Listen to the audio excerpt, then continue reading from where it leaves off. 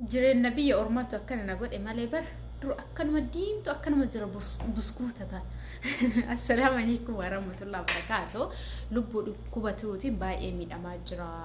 baduu hin danda'a makka erguu dandeessa koomentii kana dhuftee guyyaa biraa koomentii itti fayyadamtee fayyite irraa ragaa ba'uu ka dandeettu wallahi dawaa turuu gosa feetee qabaadhu dawaa ajaa'ibaatu jira akkanuma guyyaa biraas dhuftee dubbataa namoota hedduu ka fayyadame yeroo Dubaayii keessallee ture akka ajaa'ibaatti namoonni araba fayyadamaa ture dawaa ajaa'ibaatu na bira jira na bira argachuu dandeettan namootni dhukkubatiruu qabdanii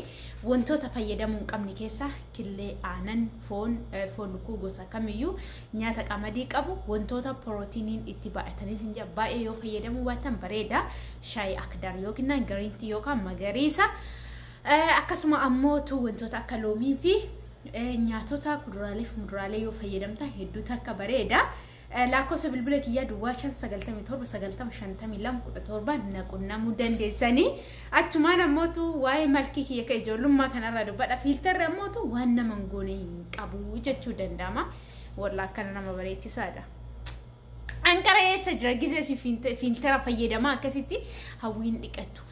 dhiqatu kana booda fiiltara anillee itti naqaa'u jira maaliif hin arrallaalina